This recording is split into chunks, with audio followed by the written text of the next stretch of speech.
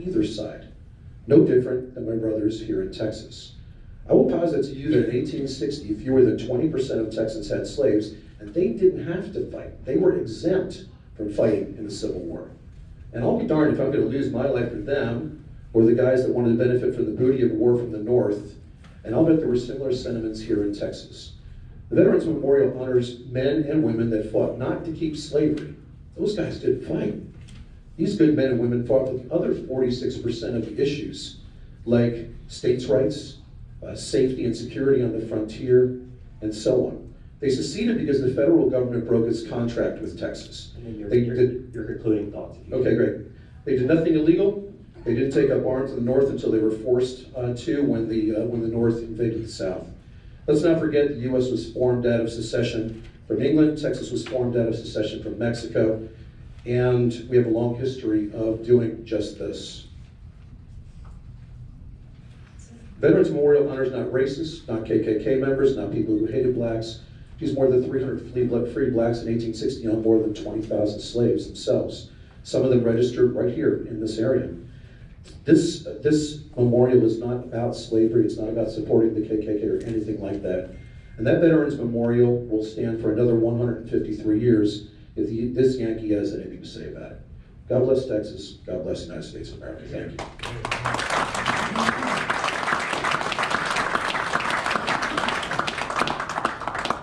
Thank you very much, Carl. Reverend Chuck Freeman, you have 4 minutes. Thank you. I'm a preacher, so you better watch that 4 minutes right quick. I will. Thank you to the Community Forum. Thank you to everyone here. Thank you to my fellow panelists. The conscience of my faith and calling and ministry is from the Jewish prophets, of which Jesus is one. In his inaugural sermon, after the wilderness temptation, he could have said many things, but he quoted Isaiah 61. The Spirit of the Lord is upon me.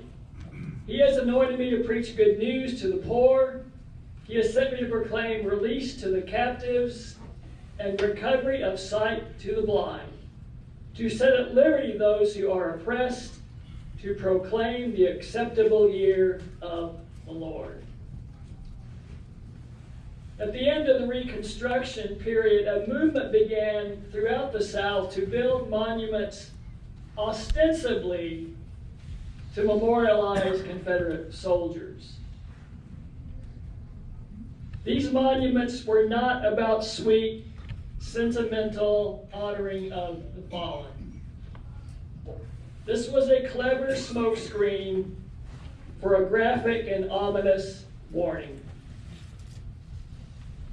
A former Confederate general spoke at one of the early dedication ceremonies in Richmond, saying the great crime of the century was the emancipation of the Negroes.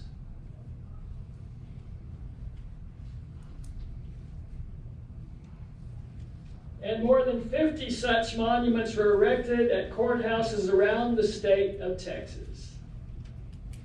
The Georgetown Monument was one of these in 1916.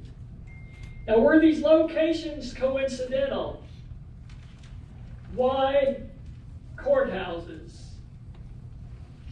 At the seat of justice, the message was gravely and often deadly clear. We white folk are still in charge.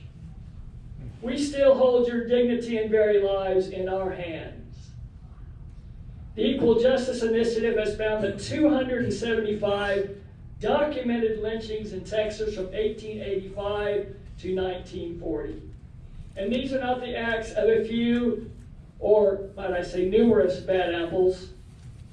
The 1861 Texas Ordinance of Succession provides the larger context and license for these monuments and the brutality they granted permission for. Texas, quote, was received as a commonwealth, holding, maintaining, and protecting the institution known as Negro slavery, the servitude of the African to the white race, which your people intended should exist into all future time. My family is from Mississippi. I grew up in Virginia.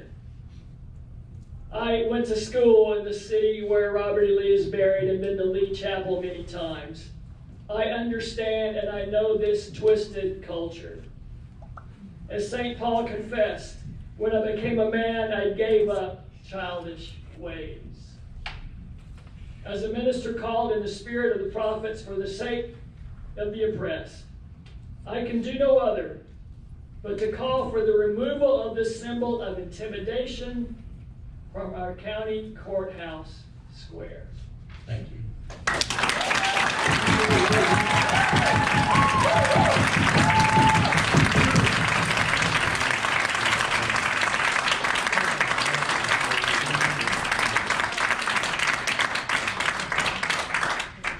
Thank you, Reverend. So now you know our panelists. We have Kenneth Witherspoon, not Keith, Kenneth Witherspoon, Reverend Chuck Freeman, Colonel Shelby Little, and Mr. Carl Braun. We're going to be moving into question time where these were predetermined questions that the panelists actually posed to each other. So we have a total of 4 questions, and each panelist is going to have 3 minutes to answer the question. They've already been able to study these questions. And then we're going to give a 2-minute rebuttals from the other panelists. So we're going to begin with the for side, since we began with the against earlier, and then we'll go to the against. And for those of you who want to know the 4 questions that they asked each other, the first 2 questions will be asked on this side. Did any of your ancestors own slaves and or benefit from the labor of enslaved people? Question number 2, Martin Luther King Jr. Day is a national holiday in the United States. How do you observe it? The question that we're going to be asking to the other side, why do you believe or not the war was principally fought over the continuance of slavery? Why or are not symbols honoring Confederates inherently racist or white supremacy symbols? We're going to be giving the panelists a chance to determine which panelist is going to be answering these questions. Again, we're going to be beginning on the for side. So either Kenneth Witherspoon or Reverend Chuck Freeman, you get to begin by answering whichever one of the first questions you would like to go first. Again, 3 minutes for the answer, and then we'll be giving 2-minute rebuttals on the other side. And then after that period of time of going through all 4 of those questions and the rebuttals, we will go to questions from the audience. So on the for side, you may begin with whichever one of the first the second 2 questions that you'd like to go with. For your side, you're going on question number 3 or question number 4. Question number 4. Yes, sir. You have 3 minutes.